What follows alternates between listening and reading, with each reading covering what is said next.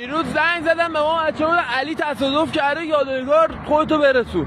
ما هم سریع نشستیم پشت موتور اومدیم می‌بینیم علی با موتور رفته تو اینجا،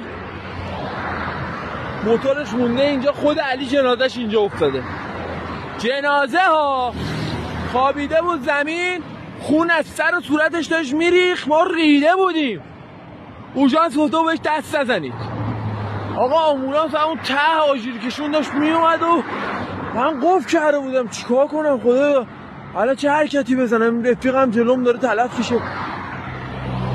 توی ترافیک بودش، همه جمع بودن اینجا، ماشینا ترافیک شده بود. این 206 اومد بغل اینجا، یه 206 سفید اومد فیکس اینجا وایساد. اینجا علی، این 206 دختره کلهشو کرد بیرون از 206. گفت وای بنده خدا چقدر خوشتیپ بود. اینو که گفت این کسکش از جاش بلند شد. علی کونی چقدر تو حملی